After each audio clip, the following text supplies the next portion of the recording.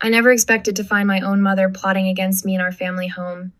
Yet here I stand frozen in the entryway, my heart thundering against my ribs as their voices drift from the living room. The floorboards creak under my feet despite my careful steps, but Mom and Ethan are too engrossed in their conversation to notice.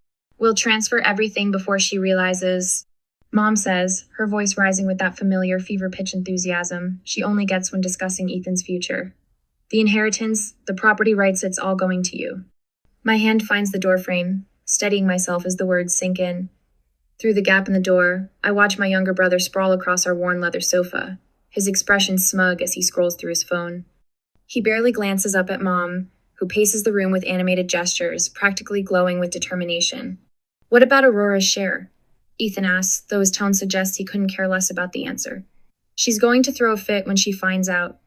Mom waves her hand dismissively. She'll understand that this is for the best. You're the one with real potential, sweetheart. Aurora's just drifting.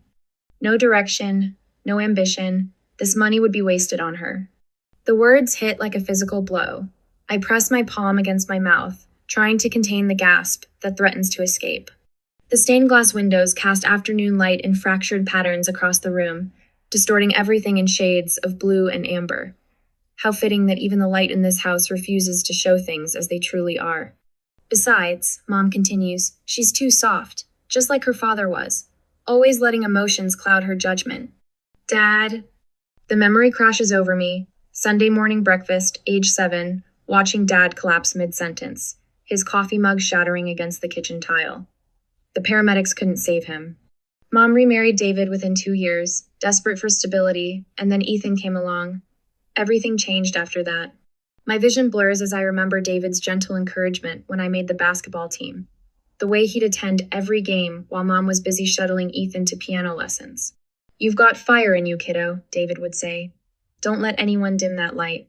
But David's gone now too, and Mom's obsession with Ethan has reached new heights. When are you planning to tell her? Ethan asks, finally setting his phone aside.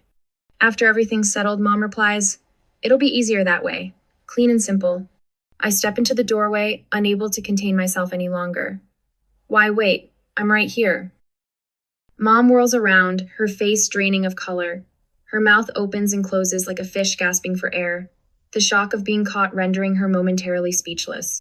Ethan sits up straighter, his smugness morphing into a dismissive scoff that makes my blood boil. Aurora!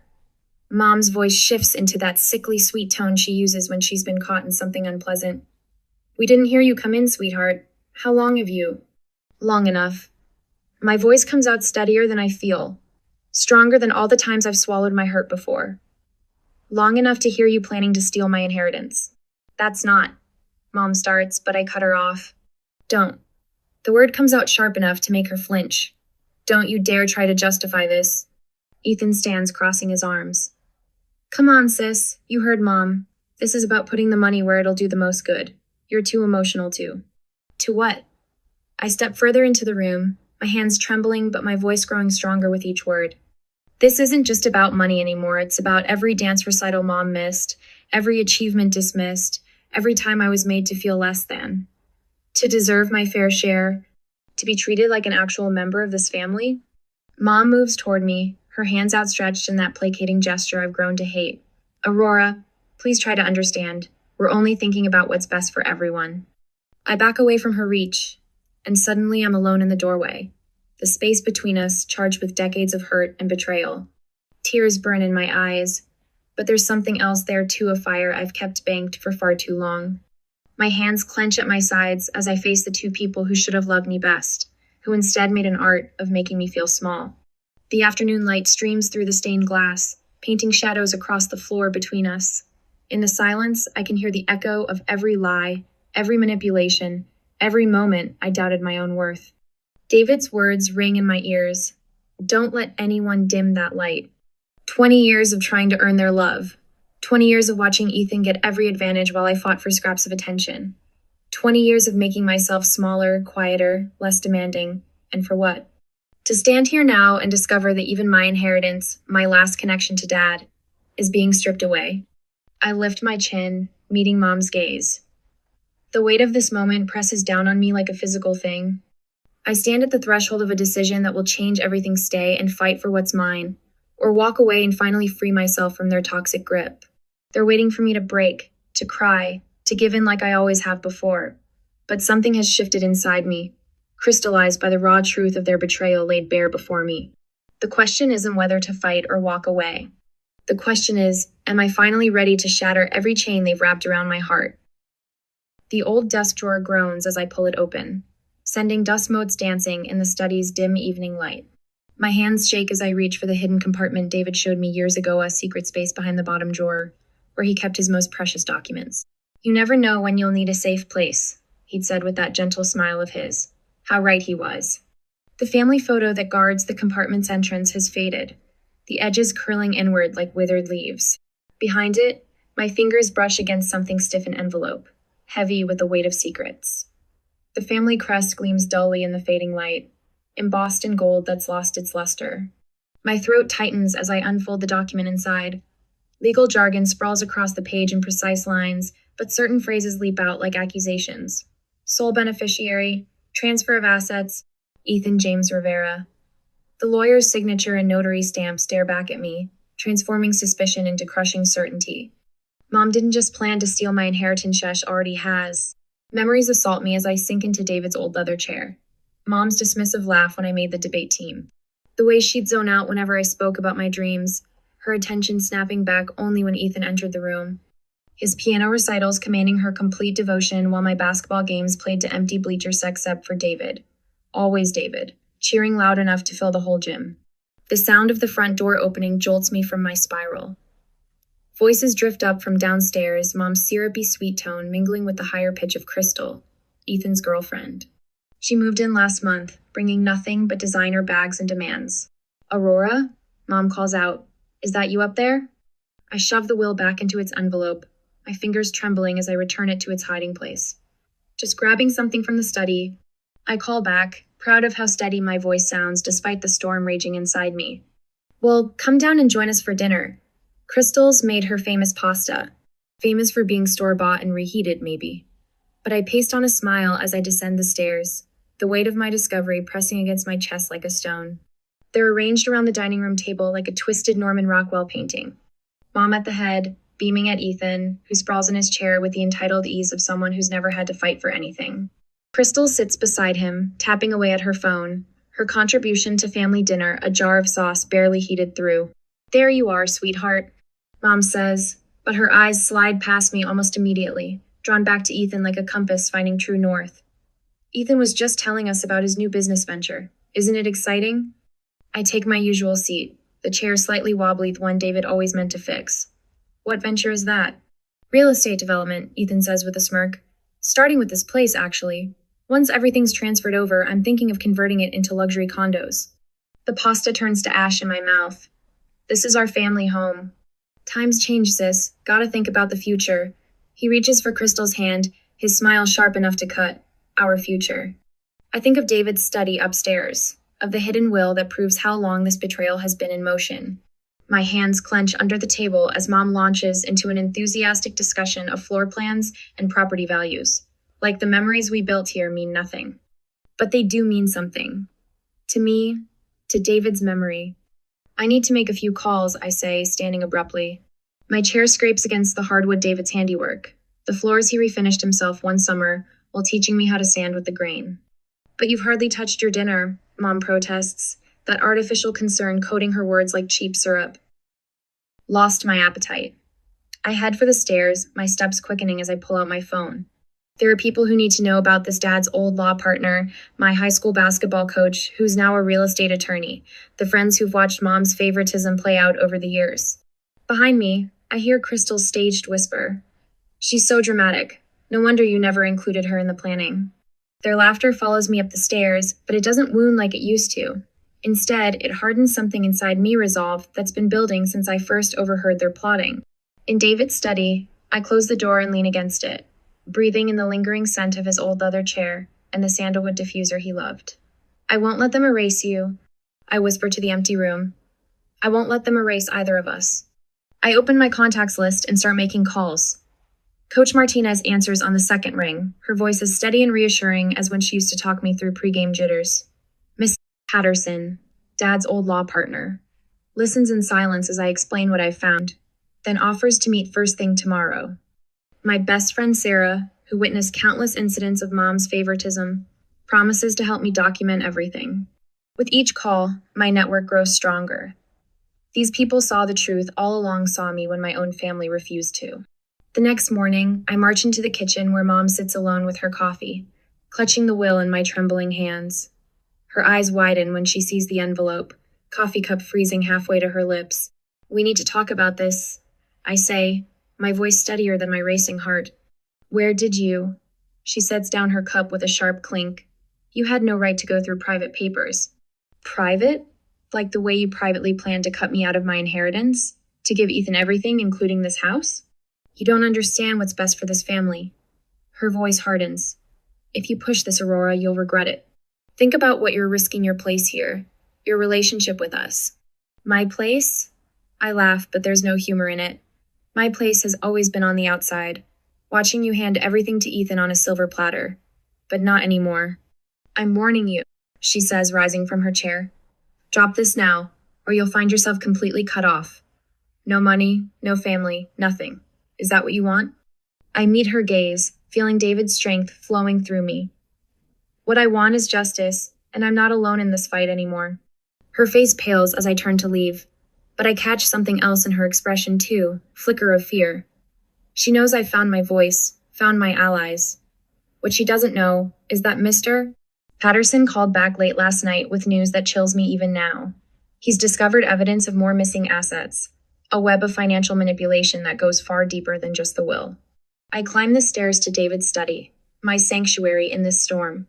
Tomorrow, I'll show Mr. Patterson everything I've found. But tonight, I sit in David's chair and let myself feel the full weight of what's coming. The fight ahead will be brutal, but for the first time since I overheard Mom and Ethan's betrayal, I'm ready for it. Let them try to silence me now.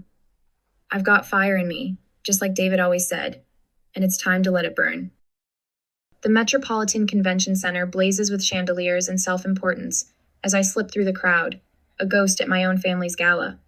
Mom stands at the podium in her tailored Chanel suit, commanding the room with practiced ease. My stomach churns as her words drift across the sea of cocktail dresses and designer suits. "The future of our legacy," she announces, her voice carrying that knife-edge sweetness I've grown to dread, "rests in capable hands. My son Ethan has demonstrated the kind of vision and leadership that will guide our family's interests into a new era." Ethan lounges in his chair on stage, thumb sliding across his phone screen even as the crowd applauds. The casual disrespect of it makes my jaw clench. He doesn't even have to pretend to care anymore. Michael Anderson from Channel 7 News Street ebbs forward with his microphone, right on cue. "Mrs. Rivera, there have been rumors of tension regarding the distribution of family assets. Can you address these concerns?" My fingers dig into my palm. Of course she planted this question. Mom never leaves anything to chance. Family transitions can be delicate. She meets my eyes across the room, her smile never wavering. But we must think of the greater good. Some members of the family lack the necessary focus to handle such responsibility. Better to concentrate resources where they'll be most effective. The crowd murmurs in agreement. I watch their heads nodding. These strangers so easily convinced that I'm the problem. That I'm the one who needs to be managed, contained, controlled. Ethan finally looks up from his phone. "Mom's always taught me that power comes with responsibility," he says, his voice carrying that practiced humility that makes my skin crawl. I take the family's legacy seriously. Unlike some people, I don't let emotions cloud my judgment. My father's words echo in my head. Asterisk. "You've got fire in you, kiddo. Don't let anyone dim that light. Asterisk." The memory carries me through the convention center's marble halls and into the community center across town. Here, away from the glitter and pretense, real people gather to discuss neighborhood revitalization. The fluorescent lights cast harsh shadows, but there's more honesty in this worn linoleum than in all of Mom's crystal chandeliers. Mom's already commandeered the town hall meeting, of course. She stands at the front in the same Chanel suit, spinning promises about community investment that will somehow, inevitably, end up benefiting Ethan's latest venture. "The Rivera family has always believed in giving back," she's saying, and something inside me finally snaps. Is that what you call it? My voice cuts through the room, stronger than I knew it could be. Heads turn, conversations halt, and Mom's perfectly composed mask slips for just a fraction of a second. Aurora, dear, she starts, but I'm already moving toward the front of the room. Giving back? My laugh sounds foreign to my own ears. Let's talk about taking. Let's talk about how you've taken every opportunity, every advantage, every scrap of support, and funneled it all to Ethan. Let's talk about how you've spent years convincing every, including me, that I'm not worth investing in. This isn't the time or place. Mom's voice has an edge now, a warning. It's exactly the time and place. Tears burn in my eyes, but I refuse to let them fall. These people deserve to know who they're really dealing with. A woman who would steal her own daughter's inheritance. Who would? You're proving my point about letting emotions cloud your judgment. Mom's words are precise, calculated to cut. But this time, they don't land. This time, I feel the years of pain and self-doubt transforming into something else, something with teeth. My emotions aren't clouding anything, I say, my voice steady despite the thunder of my heart. They're finally letting me see clearly. You can't gaslight me anymore, Mom. You can't make me doubt myself. Not when I have proof of what you're planning. The room has gone completely still. In the harsh fluorescent light, I watch Mom's carefully constructed facade begin to crack.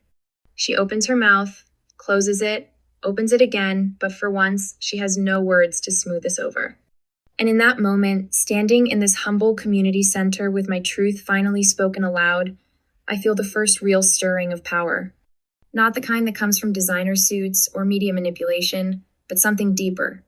Something that's been waiting inside me all along, like banked embers finally catching flame. Back in Dad's study, I trace my fingers across his old desk. The room still holds echoes of him engineering books, lined up precisely on the shelves, his vintage desk lamp casting a warm glow across photographs I'd almost forgotten. Me at my first basketball game, Dad beaming with pride. The last Christmas we had together, before everything changed. The confrontation at the community center replays in my mind, but this time I feel something different stirring beneath the anger and hurt. Strength. Purpose. The desk calendar becomes my war room map as I plot out the next steps. Legal research, financial audits, outreach to old alleys, each item carefully noted and cross-referenced. My hands don't shake anymore as I draft emails to Dad's former colleagues, people who've watched me grow up and might remember a different version of our family history. The old family photos spread across the desk aren't just memories now, they're evidence. Each one tells a story of systematic exclusion, of opportunities denied, of Ethan's gradual elevation at my expense. The storm outside matches my intensity as I work late into the night at First National Bank, poring over archived documents. My heart nearly stops when I find it a forgotten safe deposit box containing a contract I've never seen before. The legal language is dense, but one clause stands out with crystal clarity, a provision that could unravel Mom's entire plan. Lightning flashes outside as I dial Cynthia Ramirez, my trusted legal advisor. You need to see this, I tell her, my voice barely containing my excitement. I think I found our way in. The thunder rolls as I stare out at the rain-slicked streets, the contract clutched to my chest. The question isn't if I'll use this newfound advantage, it's how. And for the first time since this battle began, I feel the odds shifting in my favor. The Rivera Family Foundation Gala buzzes with artificial warmth. A sea of designer dresses and practiced smiles that used to feel like home. Now I see the cracks in every facade, the hollow performative charity that Mom cultivated for years. My black cocktail dress feels like armor as I wade through clusters of Seattle's elite, dropping carefully crafted hints like poisoned breadcrumbs. Oh, you hadn't heard about the donation discrepancies? I keep my voice low, intimate, as I lean closer to Margaret Chen, chair of 3 different charity boards. Her eyebrows lift slightly, the only tell in her Botoxed face. I'm sure it's nothing to worry about, though the timing of those transfers was interesting. I drift away before she can press for details, but I catch her immediately pulling out her phone. The murmurs will spread like wildfire. They always do in these circles. Across the glittering ballroom, I spot Cynthia Ramirez, my razor-sharp lawyer, discreetly passing folders to selected journalists. Her red stilettos click against the marble floor with quiet authority. When our eyes meet, she gives me the slightest nod. Phase 1. Complete. The champagne burns my throat as I take a measured sip, watching Mom work the room with Ethan trailing in her wake. Her coral dress matches the flush rising in her cheeks as she notices the shifted energy, the way conversations pause when she approaches, the subtle withdrawals that leave her grasping at empty air. My phone vibrates. Michael Anderson's message lights up the screen. Ready when you are. I check my watch. 20 minutes until his speech. Already I can see Mom's carefully constructed world beginning to fray at the edges. Ethan's face is glued to his phone, no doubt watching the first wave of social media posts questioning his suspiciously padded resume and the foundation's murky finances. Aurora. The voice behind me belongs to Professor Caldwell, my old mentor from UW. His weathered face holds a mixture of concern and determination. Are you sure about this? I think of the forged documents hidden in my clutch, the years of systematic financial abuse disguised as maternal concern. They left me no choice. The microphone squeals with feedback as Michael takes the stage. Mom's head snaps up, her smile faltering as she realizes this isn't the usual fawning introduction she's grown accustomed to. I lean against a marble pillar, steadying myself for what comes next. Good evening, everyone. Michael's voice carries clear and strong. I'd like to discuss some concerning findings regarding the Rivera Family Foundation's financial practices over the past decade. The room goes still. I watch Mom's face drain of color as Michael methodically lists off every manipulation, every fraudulent transfer, every instance of financial abuse she thought she'd buried. Ethan's phone slips from his trembling fingers, clattering against his champagne glass. This is outrageous! Mom's voice rises above the growing murmurs, shrill with desperation. She practically runs to the stage, snatching the microphone. These accusations are completely unfounded. Aurora is simply jealous of her brother's success. Is she? Professor Caldwell's voice cuts through the chaos. He steps forward, commanding attention with his distinguished presence. I watched you sabotage your daughter's academic career to funnel more resources to your son. I have documentation of scholarships mysteriously redirected, of opportunities blocked. The floodgates open. Other voices join in, each with their own story of witnessed manipulation. Mom's grip on the microphone turns white-knuckled as her perfectly curated image crumbles in real time. My phone buzzes again. Cynthia's email glows urgent on the screen. I step onto the terrace, the cool night air a sharp contrast to the heated revelations inside. The city skyline sparkles below, indifferent to the implosion of my family's legacy. The attachment opens slowly, each second an eternity.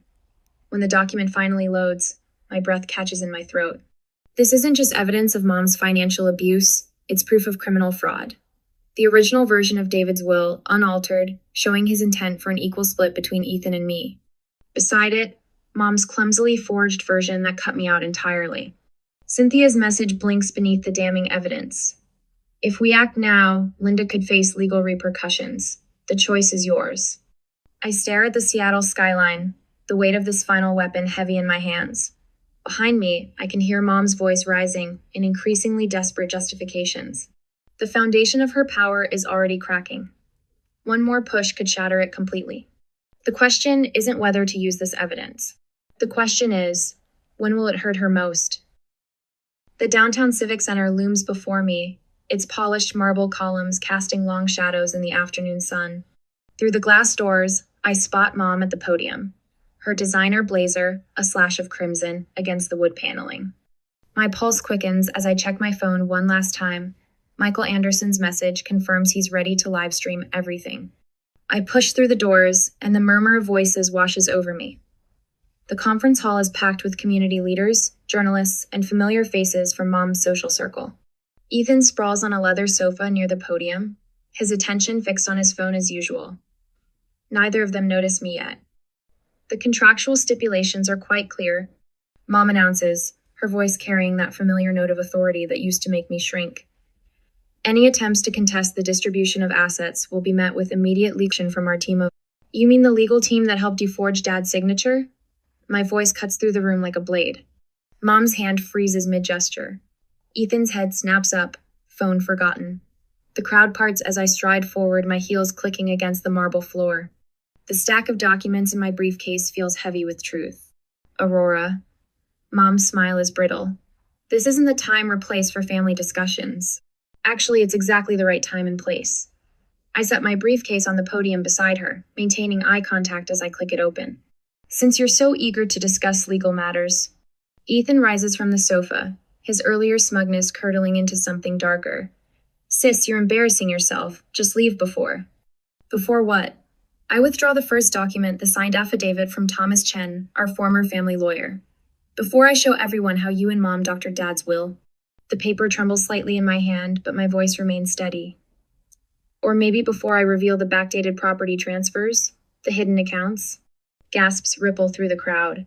Phone cameras rise like a wave. From the corner of my eye, I spot Michael's live stream setup, his camera trained on Mom's rapidly paling face. These are baseless accusations, Mom sputters, reaching for the affidavit. I pull it away, my movements deliberate. Everything I'm saying is documented. I face the crowd, drawing strength from their rapt attention. I have bank records spanning 10 years, witness testimonies, audio recordings of my mother and brother planning to divert my inheritance me father's legacy through a series of fraudulent transfers. You ungrateful little, Ethan starts forward, but Mom grabs his arm, her knuckles white. I've spent months building this case, I continue, my voice growing stronger with each word. Working with financial investigators, legal experts, even members of this community who witnessed years of manipulation and favoritism. Today, I'm not just reclaiming my inheritance. I'm reclaiming my voice. The room buzzes with whispers and the rapid-fire clicks of cameras. Mom's carefully crafted image of the devoted family matriarch crumbles visibly. I see it in the way her shoulders cave, in how her perfectly manicured hand trembles as she reaches for the podium. Aurora, please, she whispers, but the microphone catches it anyway. We can discuss this privately, as a family. Family? The word tastes bitter. Was it family when you told Ethan I was too emotional, too soft to handle my own inheritance? Was it family when you planned to strip away everything Dad left me while I stood in the doorway, listening to you plot against me? Tears burn in my eyes, but I refuse to let them fall. Not here. Not now. The stained glass windows of the conference hall cast fractured light across the floor between us, so similar to that day in our living room. But this time, I'm not frozen in shock. This time, I'm not backing down. Miss Rivera, Michael Anderson steps forward, his camera still rolling. Would you be willing to share more details about these allegations? I meet Mom's gaze one last time, seeing the desperation there, the silent plea to protect the family's reputation. For a moment, I'm 7 years old again, watching her sweep away the shards of Dad's coffee mug, erasing all evidence of that terrible morning. But I'm not that helpless child anymore. Yes, I tell Michael, opening my briefcase wider. I think it's time everyone knew the truth. In the front row, Cynthia Ramirez, my attorney, nods encouragingly. The documents we've gathered together over months of painstaking work lie before me, each page a brick in the wall of evidence we've built. As I begin to speak, I watch Mom and Ethan exchange glances, their empire of lies crumbling in real time. The truth, as they say, will set you free. But first, it burns. 2 weeks later, I stand in the Central District Court, my heart hammering against my ribs as Judge Marshall reviews the final pieces of evidence. Cynthia's presentation has been masterful, methodically dismantling every counter-argument Mom's lawyers attempted to construct. Given the overwhelming evidence presented, Judge Marshall's voice fills the courtroom. This court finds in favor of the plaintiff, Aurora Rivera. The attempted transfer of assets is hereby nullified, and all inherited properties are to be returned to their rightful owner immediately. The gallery erupts in muffled cheers. I exhale slowly, years of tension finally releasing from my shoulders. Mom sits rigid in her chair, her face a mask of disbelief. Ethan's already storming out the back door, his footsteps echoing through the courthouse. Outside, the afternoon sun bathes the courthouse steps in golden light. A crowd has gathered friends, supporters, even some distant relatives who finally saw through Mom's manipulation. Their cheers wash over me as I step into the light. Aurora! Someone thrusts a microphone forward. How does it feel to finally achieve justice? I pause, considering my words carefully. This isn't just about justice for me. It's about standing up to toxic family dynamics that too many people suffer in silence. Sometimes the hardest battles are fought against the people who should love us most. As the crowd disperses, I catch a glimpse of movement in the shadowed alley beside the courthouse. Mom and Ethan huddle together, their heads bent close in whispered conversation. Their eyes track me with a familiar calculation that sends a chill down my spine. I turn away, squaring my shoulders as I descend the courthouse steps. Let them plot, let them scheme. I've already won the war they started, and whatever comes next, I'll face it standing tall. Sunlight streams through floor-to-ceiling windows, painting golden paths across bamboo floors. I breathe in the crisp morning air from my balcony, letting the steam from my coffee cup warm my face. No more tiptoeing through shadowed hallways or bracing for acidic comments over breakfast. This space is mine, every carefully chosen piece of furniture, every splash of color on the walls, every moment of silence or sound entirely under my control. I trace my fingers along the framed photograph of David on my entry table, his proud smile frozen in time as he stands beside my younger self at a basketball game. You were right, I whisper, adjusting the vintage basketball beneath it, signatures faded but still visible. The fire was always there. The morning light catches the crystal vase he gave me for my 16th birthday, sending rainbow prisms dancing across the walls. Each carefully chosen piece in my apartment tells a story of survival, of reclaiming what was mine. The city pulses below my window, a rhythm so different from the suffocating quiet of the family estate. I grab my leather Jaquita recent splurge that would have earned Mom's disapproval and head out, ready to embrace the morning. The boulevard stretches before me, lined with local shops and cafes where familiar faces greet me with genuine warmth. No hidden agendas, no subtle barbs wrapped in saccharine smiles. I pause before a sprawling mural that spans the side of the community center. A phoenix rises from swirling flames, its wings spread wide against an urban sky. The artist captured something raw and true in those eyes of defiance that speaks to the warrior in my soul. I've stared at this mural countless times over the past months, watching as its meaning shifted from aspiration to reflection. My fingers reach out to touch the rough brick, feeling the texture of transformation beneath my skin. Later, the community center hums with quiet energy as friends and chosen family gather in the warmth of string lights and honest laughter. Crystal chandeliers cast soft shadows across faces that have become more precious to me than blood ties ever were. Cynthia raises her glass, her attorney's precision softened by genuine affection.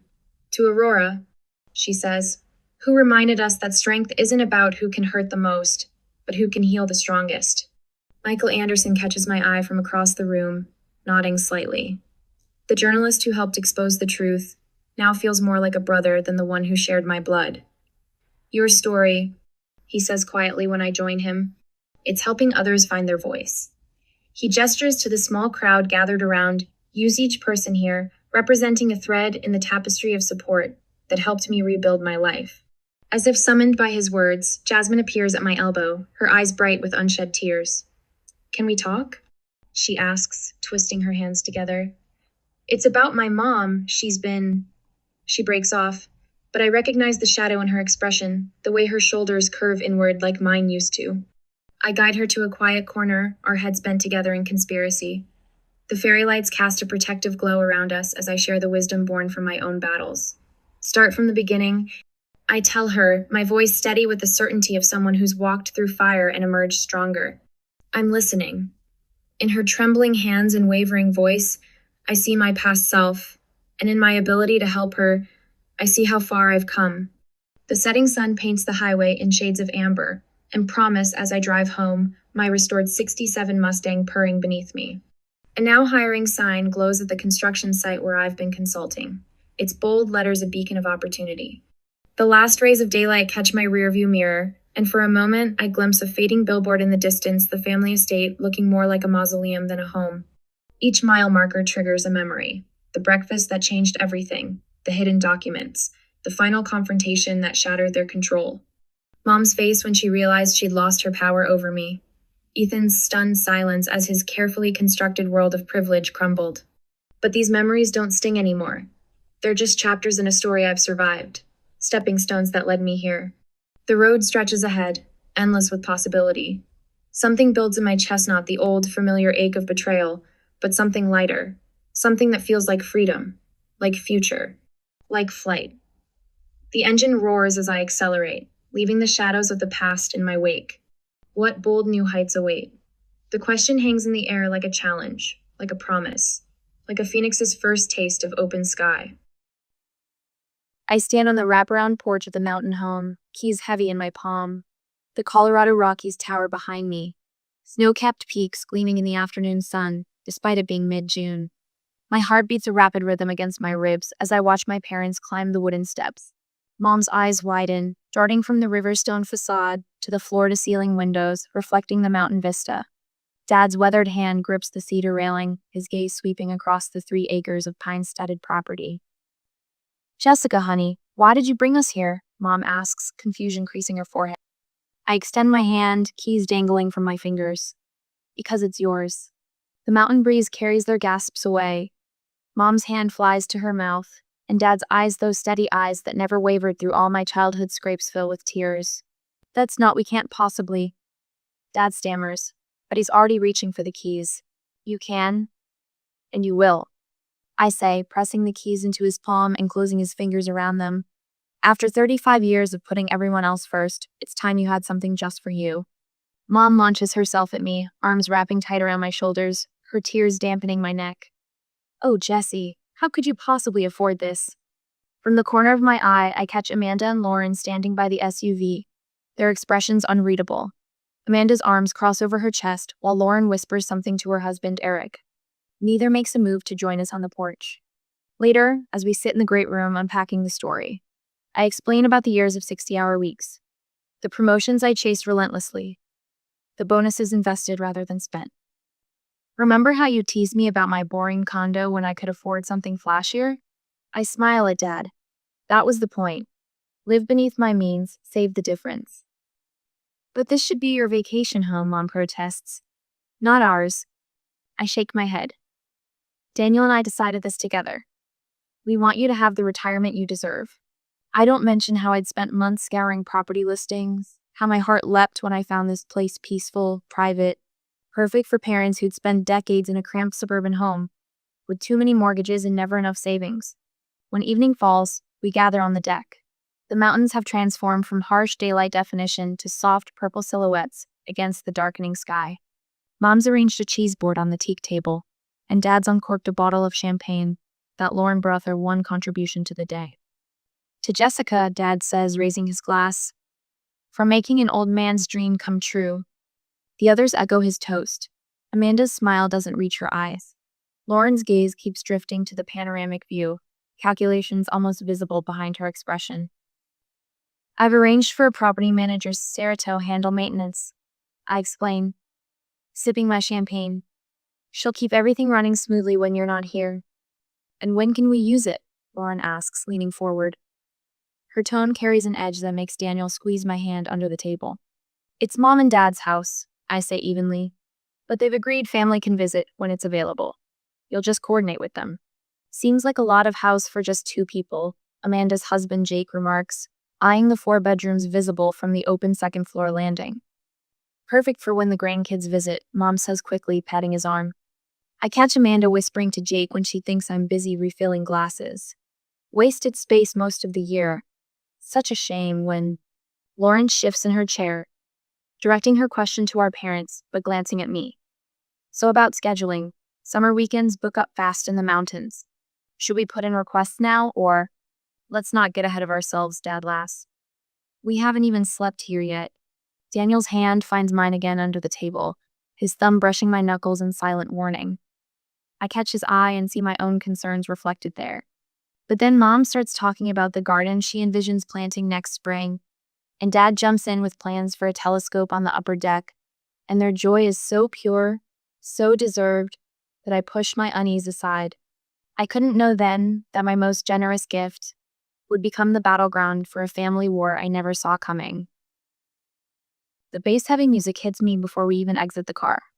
Daniel winces beside me as children's screams pierce through the throbbing beat.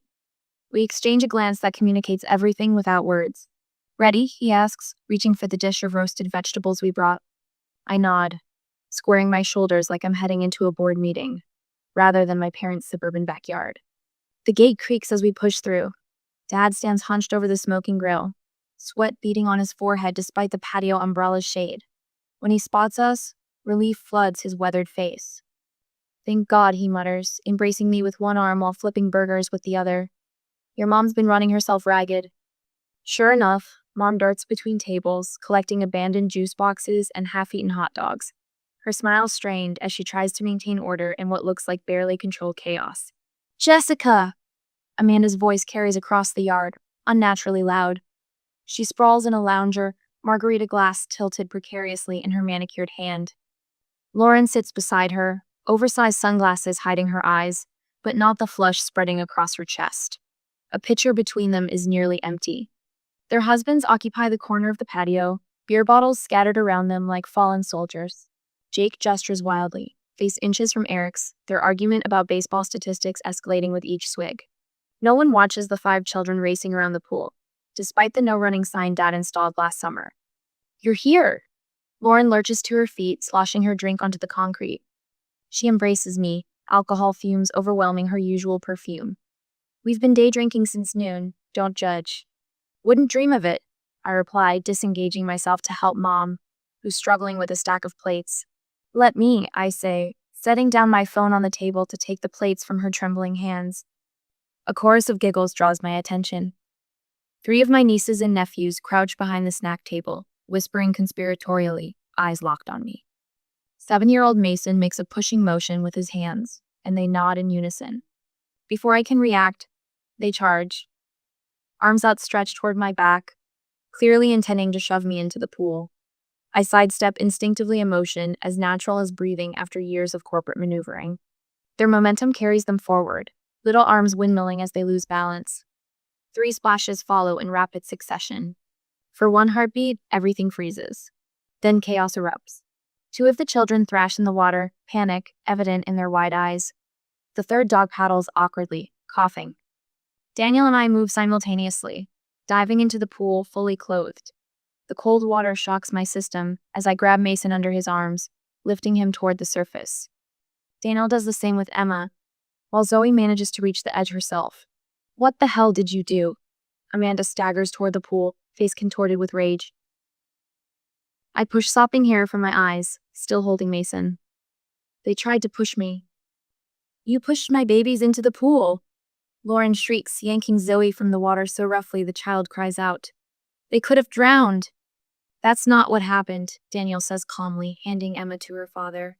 "They actually tried to—" "Shut up!" Jake steps toward Daniel, shoulders squared. "You could have killed them!" My parents hover at the edge of the confrontation, Mom wringing her hands, Dad attempting to interject. "No, wait a minute, I saw what happened." "Stay out of this, Dad," Amanda snaps, not even glancing his way.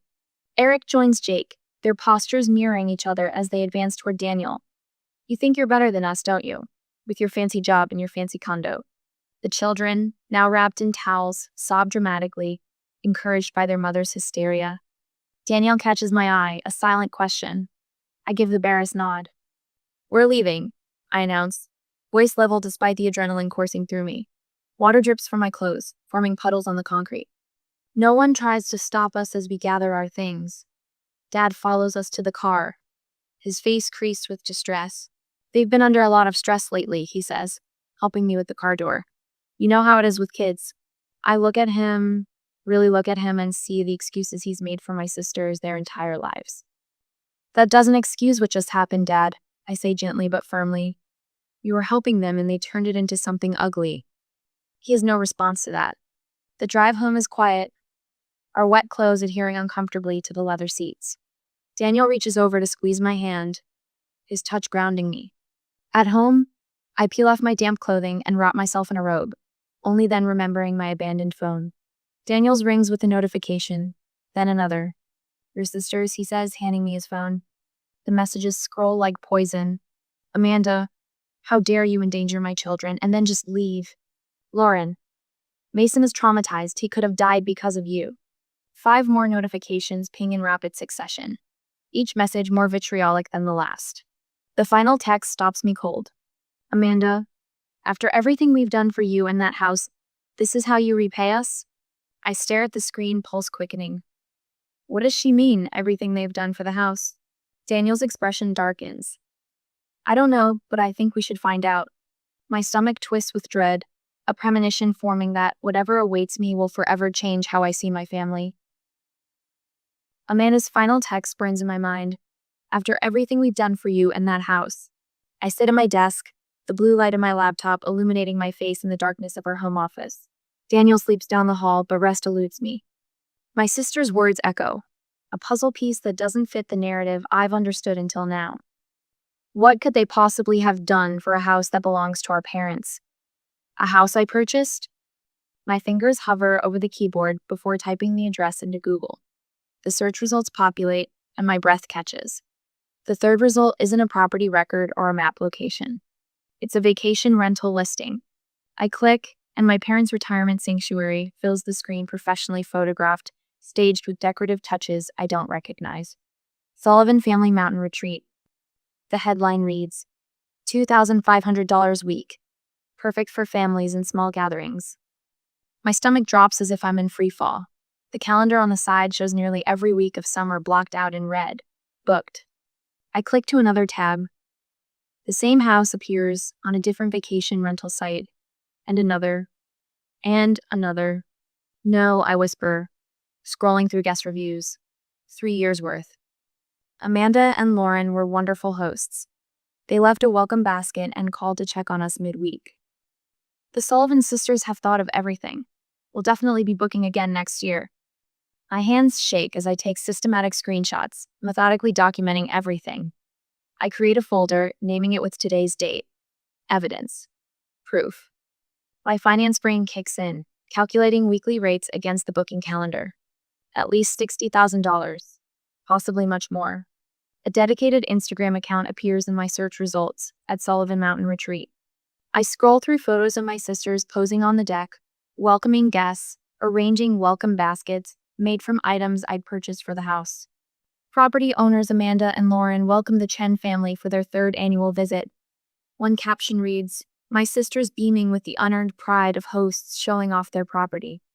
I reach for my phone, my hand trembling so badly I nearly drop it. I tap my father's contact, placing the call on speaker while I continue gathering screenshots. "Jesse?" His voice is thick with sleep. "Everything okay? It's almost midnight." "Dad, I need you to wake up Mom and put me on speaker." My voice sounds strange, distant even to my own ears. "What's wrong?" Concern sharpens his tone. "Please, Dad, just get Mom." I hear rustling, murmured conversation, then my mother's worried voice. "Jessica, what's happened?" I take a deep breath. "Have either of you rented out the Colorado house to vacationers?" Silence, then confusion. "What? No, of course not. Why would we do that?" "Someone has been." I swallow hard. "For 3 years. "That's impossible," Mom says, but uncertainty has crept into her voice. "Who would?" "Amanda and Lauren." I say, and the words taste bitter. "They've been renting it out every week it's available. They've made at least $60,000. Dad's sharp intake of breath is audible. "No, they wouldn't do that behind our backs." I'm looking at the listings right now. Their names are all over the reviews. They've created an Instagram account. They're posing as the owners. "Oh my God," Mom whispers. "The house was for family," Dad says, his voice hardening with each word. "Not for profit." I'm sending you everything I've found. I email the folder of screenshots. We need to confront them. Together. "Come for dinner tomorrow," Mom says, her voice quavering. "I'll tell them it's a family meeting about summer plans." "Don't tip them off," I warn. "Let them walk in blind." Like they kept us blind for 3 years? Dad's anger vibrates through the phone. "We'll see you at 6. The atmosphere in my parents' dining room crackles with tension. My tablet sits at the head of the table, face down. Mom keeps glancing at it, then away, as if it might suddenly animate. Dad stands rigid by the window, watching the driveway. "They're here," he announces as a gleaming SUV pulls up. Another follows. My sisters and their husbands emerge, laughing about something, utterly unaware of the storm awaiting them. Daniel squeezes my knee under the table. "Stay calm," he murmurs. The front door opens, voices filling the entryway. Jake's booming laugh. Eric's rapid-fire commentary. My sisters talking over each other. They enter the dining room with the confidence of people who've never faced consequences. Jarek heads straight to the liquor cabinet, helping themselves to Dad's scotch without asking. "Family meeting, huh?" Lauren says, dropping into a chair. "Is this about the 4th of July at the lake house? Because we've already booked our flights to Colorado." My father clears his throat. "Actually, we need to talk about the Colorado house." Amanda rolls her eyes. If this is about the pool toys we left on the deck, the cleaner was supposed to. It's not about pool toys. I flip over the tablet, tapping the screen. The vacation rental listing fills the display. I turn it toward them. It's about this. The room freezes. 4 faces cycle through expressions: confusion, recognition, alarm, and most tellingly, calculation. What is this? Lauren attempts, but her voice lacks conviction. Don't. I swipe to the next screenshot. Your names are in the reviews. You created an Instagram account. You've been renting out mom and dad's house for 3 years. You've been what? Mom's voice breaks. This is some kind of misunderstanding. Amanda begins, but Jake cuts her off. Look, you don't even use it, he says, glass in hand, scotch sloshing dangerously. We're just being efficient with a family asset. Efficient? Dad's voice rises. It's not an asset. It's our home. Let's be realistic. Lauren says, her gaze calculating. You make more than enough money, Jessica. The house sits empty most of the time. You simply found a way to make it useful. How could you do this behind our backs? Mom asks, and the raw hurt in her voice slices through the room. Instead of contrition, Amanda straightens, defiance hardening her features. We've been managing it beautifully. The guests love us. You should be thanking us for maintaining the place, Lauren adds, crossing her arms. Do you know how much work it takes to clean between guests? To coordinate bookings? I stare at them, these strangers wearing my sister's faces. The conversation takes a turn so shocking, so utterly disconnected from reality, that for a moment I wonder if I've misheard. Since you're so successful, Lauren continues, leaning forward, you should be covering our kids' college funds anyway. Family helps family. We wouldn't need the rental income if you stepped up. The room falls silent. I stand slowly, my chair scraping against the hardwood floor. When I speak, my voice is quiet but edged with steel. You've been stealing from me for 3 years. Amanda waves dismissively. Don't be so dramatic. We're family. The word family twists in my chest, a knife turning. I look at these people, my blood, and see only entitlement staring back. Not anymore. I gather my tablet, my movements precise, controlled. You have 24 hours to remove your belongings from the property. After that, anything left will be discarded. You can't do that. Eric slams his glass down. She can, my father says, moving to stand beside me. His hand finds my shoulder, warm and solid. And we support her. You've crossed a line that can't be uncrossed. Lauren's face contorts with fury. This is about money? After everything we've sacrificed to? This was never about money. I cut her off. This was about trust, about respect, things you clearly don't understand. As I walk out with Daniel and my parents, I feel something shift irrevocably. The family I thought I had disintegrates behind me, replaced by the stark reality of who they truly arianed, who I must become to protect what's mine. What I don't yet know is how far they'll go to keep their secret cash flowed, the dangerous lengths I'll have to match to end this war they've started. I need a full security overhaul. My voice is steady as I pace across my home office, phone pressed to my ear. Electronic locks, motion sensors, cameras especially at the gate and storage barn. On my laptop screen, the website for Sierra Mountain Security displays their 5-star rating. The company came highly recommended by a colleague who owns property in the same Colorado County. That's quite an extensive system for a vacation home, the security consultant says. Are we talking about deterring bears or something else? Something else.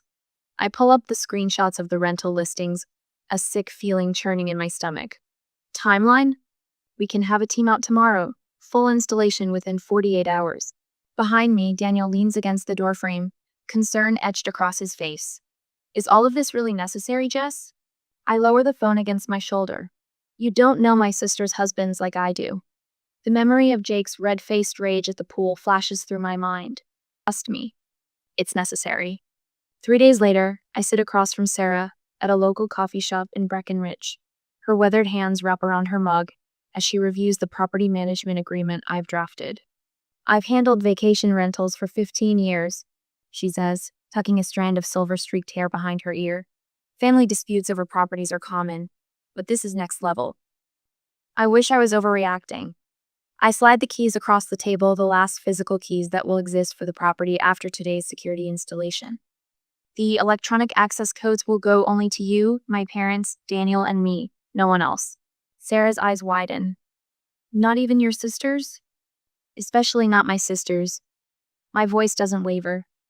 If anyone else attempts to access the property, you're authorized to call the police immediately. She nods, a new seriousness in her expression. I understand, and I'll document everything. That's why I hired you. Back at my condo that evening, I sit on the edge of our bed, phone in hand.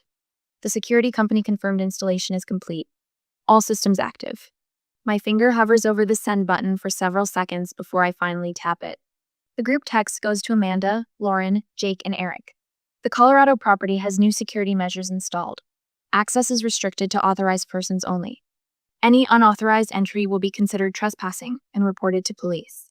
Within 30 seconds, my phone rings. Amanda. I let it go to voicemail, then listen as her voice escalates from controlled anger to screaming. You can't do this. It's family property. We've put money into it. Before I can process her words, another notification. Voicemail from Eric. His voice is low, menacing. You can't lock us out of what we've built. This isn't over. I forward both messages to my attorney with a simple note. As expected. Daniel sits beside me, slipping an arm around my shoulders. You okay? I will be. I lean into him, suddenly exhausted. This is over. The security alert jolts me from sleep at 2:17 a.m. I grab my phone, Daniel already reaching for his. Multiple sensors triggered, he says, voice thick with sleep. I tap into the security app, pulling up the live feed. My breath catches in my throat. The night vision camera shows Jake at the front gate, the metal glint of an angle grinder in his hands. Sparks fly as he cuts through the padlock. Behind him, Eric's truck idles. Bed loaded with what looks like tools. They're breaking in, I whisper, then force myself to move. I hit the emergency call by the local sheriff while Daniel pulls up additional camera feeds. Eagle County Sheriff's Department, a dispatcher answers. I need to report a break-in in progress. My voice is surprisingly calm as I relay the address and describe what I'm seeing. 2 men are forcibly entering my property. I have video confirmation. Officers are en route. Are you at the location? No, I'm watching remotely through security cameras. I switch to another feed. They've breached the gate and are approaching the house. On screen, Jake and Eric reach the front door. Jake tests the handle, then pulls out a crowbar. I watch in surreal detachment as he wedges it against the doorframe. Fucking reinforced, I hear him mutter as the crowbar bends. Try the back, Eric hisses. They disappear from view momentarily before reappearing on the barn camera. The storage barn doesn't have the same level of security as the house.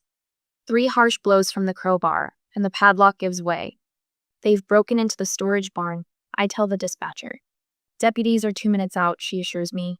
Suddenly, headlights sweep across the property. Not the deputies, Sarah's SUV pulls up, followed seconds later by 2 sheriff vehicles, light bars flashing. Jake and Eric emerge from the barn, tools in hand, freezing like deer in headlights. This is my sister, in-law's place, Jake shouts, raising his hands. We're just checking on it. Sarah steps forward, tablet in hand. I'm the authorized property manager. These men have no permission to be here. The deputies move efficiently, flashlights illuminating the broken locks, the angle grinder, the crowbar. Within minutes, Jake and Eric are being handcuffed and led to separate patrol cars. I can barely process what I'm seeing. My brothers-in-law arrested for breaking and entering. The property my parents were meant to enjoy peacefully now a crime scene. My phone begins vibrating, Amanda calling. Then Lauren. Then Amanda again. I silence it, watching as the patrol cars drive away. A text from my mother. We never thought it would come to this, but you're doing the ring. I sit in silence as dawn breaks, declining all calls, watching the sunrise paint the skyline of the city gold while miles away in Colorado. The consequences of betrayal play out in flashing lights and metal handcuffs. When family betrayal escalates to criminal behavior, where do you draw the final line? Papers scatter across the mahogany desk in perfect thirds, stacked by crime. Trespassing, destruction of property, and attempted burglary. Maya Chen, my attorney, points to each charge with a manicured nail. They're looking at jail time, she says, voice steady as a metronome. The evidence is indisputable. The security footage alone. And what if I don't want to press charges? I interrupt. surprising myself with the question. Maya's eyes narrow slightly. She leans back in her leather chair, studying me with the same analytical precision she applies to contracts. That's your choice, Jessica. She folds her hands. But consider what message it sends. This wasn't a misunderstanding. They cut through a gate lock with an angle grinder at 2 in the morning. I nod, tracing the embossed letterhead on the charging documents. Not pressing charges feels like surrender. Like telling Jake and Eric their behavior is acceptable. Like telling my sisters the past 3 years of deception don't matter. I'm not dropping the charges, I say finally. I just needed to hear the options. The doorbell rings 3 times in rapid succession. An urgent summons that makes my heart stutter. Through the peephole, I see Amanda and Lauren on my doorstep, each with children clutching their hands, a living, breathing guilt trip arranged on my welcome mat. I open the door but block the entrance with my body. Amanda's eyes are red-rimmed, her mascara slightly smudged. Lauren's face remains more composed, calculating. We need to talk, Amanda says, voice breaking as she nudges her youngest forward. The kids miss their aunt. The small faces looking up at me twist something in my chest, but I recognize the manipulation for what it is. These children haven't been allowed to see me in months long before the break-in. This isn't appropriate, I say, keeping my voice gentle for the children's sake. They made a mistake. Amanda pleads, tears spilling now. They acted stupidly, but jail would destroy our families. Think about your nieces and nephews, Jess. Lauren steps forward, hand on Amanda's shoulder in a show of solidarity. We can work something out between us. Family handles things privately. My fingers tighten on the doorframe. This isn't a negotiation. It's consequences for their actions. You've always been so rigid, Lauren snaps, the veneer of reasonableness cracking. So perfect, Jessica, never made a mistake in her life. Breaking into someone's property with power tools isn't a mistake, I say, my voice lowering to ensure the children don't hear. It's a crime, one with consequences. Please leave. I close the door on their protests, slide down against it, and press my palms to my eyes until stars appear. The email arrives 3 days later, the subject line an innocuous settlement proposal. I forward it to Maya before opening it myself. The brothers-in-law's attorney offers $6,000 for damages, conditional upon dropping all charges. The language is clinical, impersonal. Not once does it acknowledge the 3-year rental scheme or the deliberate nature of the break-in attempt. I type a single word reply. Insufficient. My phone rings within minutes. Maya's voice carries approval. They're testing how little you'll accept, she says. Stand firm.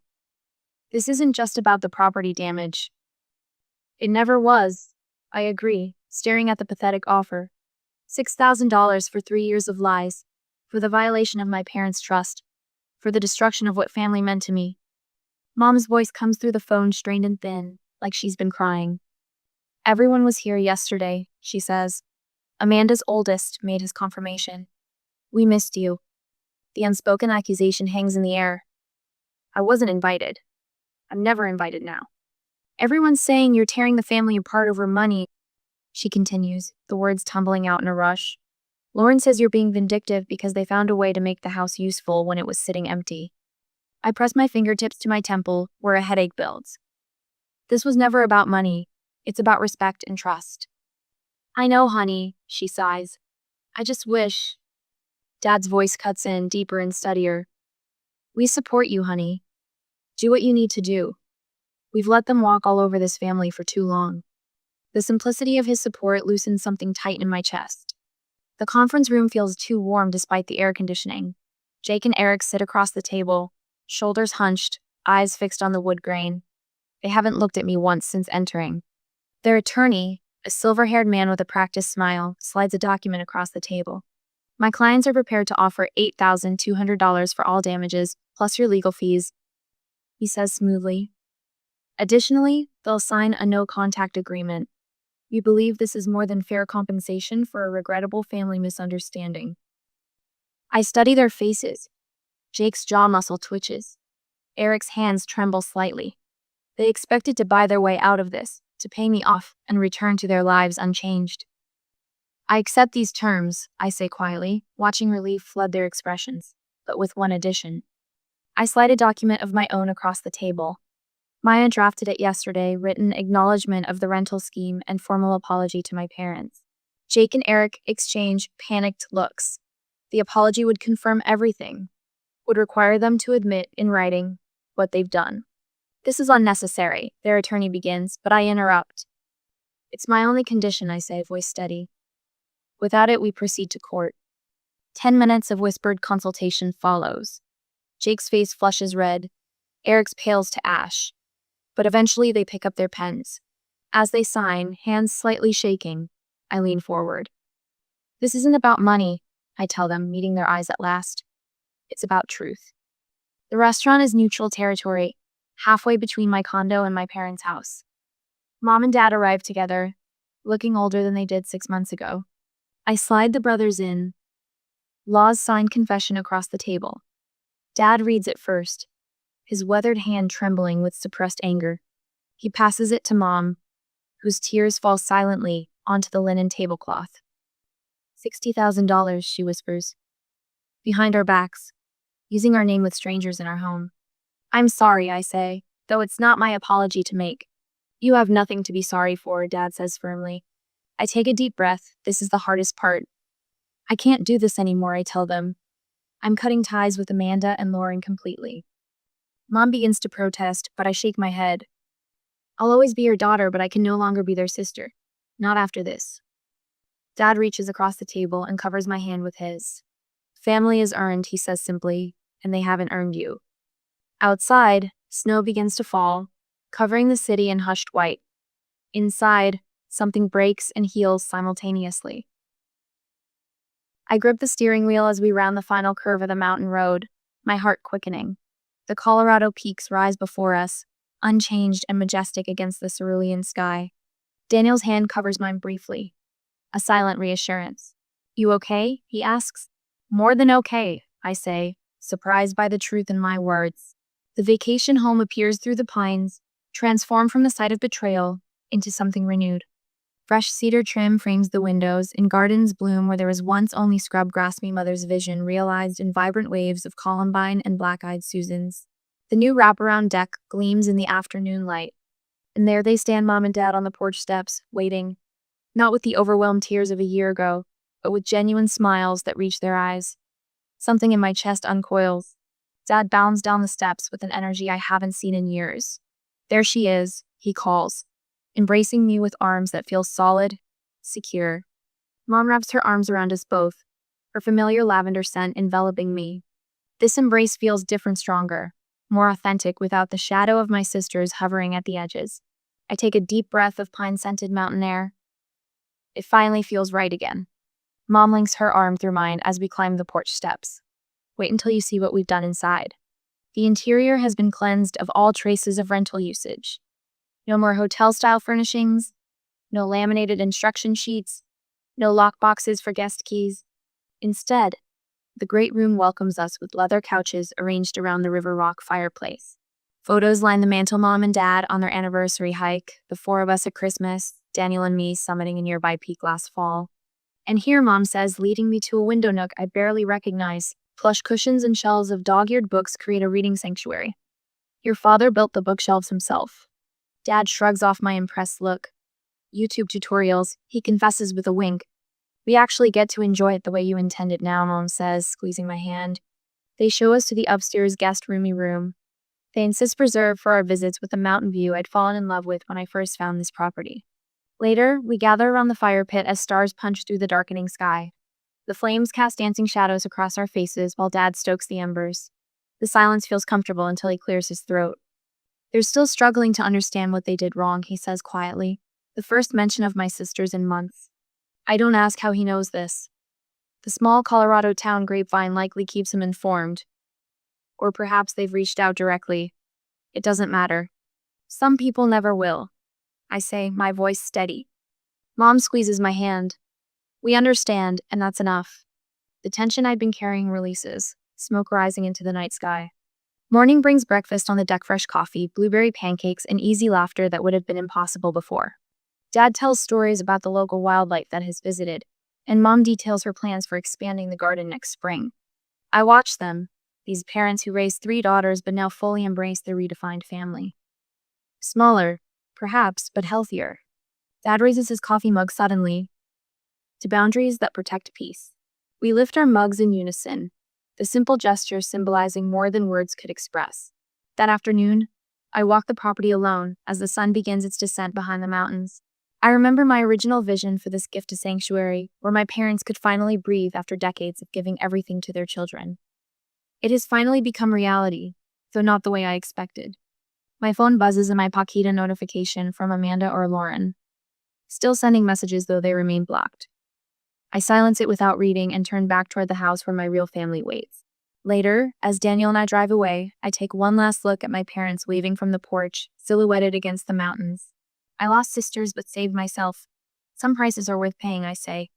Daniel navigates the winding road with careful precision. You didn't lose family, you just redefined it. I smile as the house disappears in the rearview mirror, the mountains standing tall behind us. The sanctuary is rebuilt not just the house, but the bodily matter. Family isn't just about blood, it's about respect, trust, and mutual care. Jessica lost the family members who couldn't value her beyond what she could provide, but strengthened bonds with those who loved her for herself. What boundaries have you set to protect your peace? What relationships have you had to redefine? Share your experiences in the comments below. Don't forget to like, subscribe, and hit that notification bell for more real-life stories of courage and boundaries.